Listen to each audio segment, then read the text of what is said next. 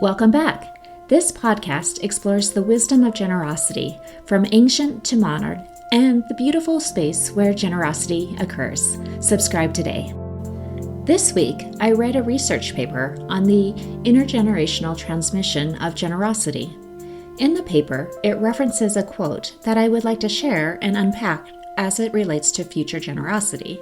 So this week, I am reading a quote from The Theory of Moral Sentiments by Adam Smith, published in 1759. Quote, "Were it possible that a human creature could grow up to manhood in some solitary place without any communication with his own species, he could no more think of his own character, of the propriety or demerit of his own sentiments and conduct, of the beauty or deformity of his own mind, than of the beauty or deformity of his own face.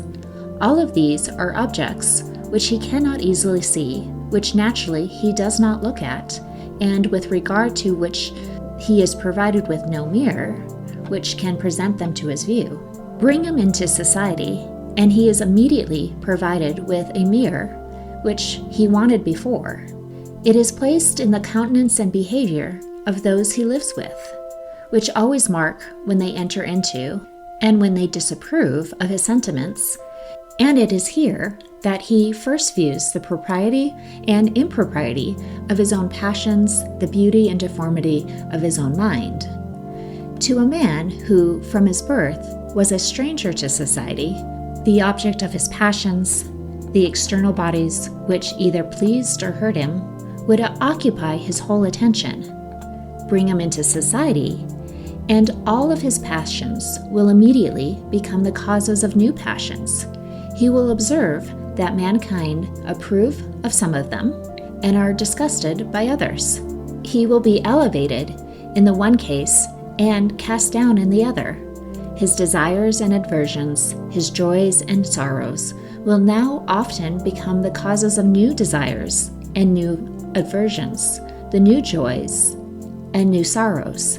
They will now, therefore, interest him deeply, and often call upon his most attentive consideration.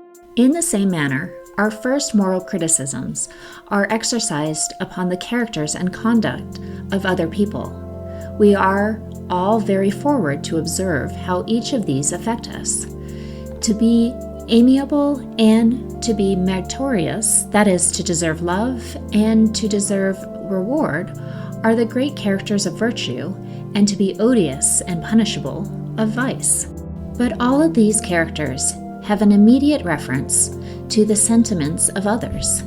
Virtue is not said to be amiable or to be meritorious because it is the object of its own love or of its own gratitude, but because it excites the sentiments in other men. The consciousness that it is the object of such favorable regards is the source of that inward tranquility and self-satisfaction with which it is naturally attended, as the suspicion of the contrary gives occasion to the torments of vice.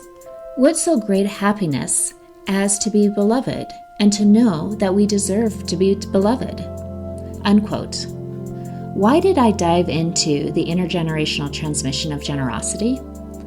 I am wondering whether digital giving will impact the generosity of future generations. In the past, giving occurred physically through cash or checks, in mail, or in person. If we believe the pro-social behavior Adam Smith describes is first modeled by parents to children, what happens when children cannot observe their parents making donations because it occurs online or through automatic recurring donations? Something to ponder, right? Let's reflect on one question this week. In your network of influence, perhaps your family or friends, how are you sharing the joy of giving as a model to the younger generations? Share this podcast if you enjoy these 5-minute reflections, and subscribe to receive these reflections released every Monday. To explore fundraising coaching deeper, visit servingnonprofits.com. See you next week.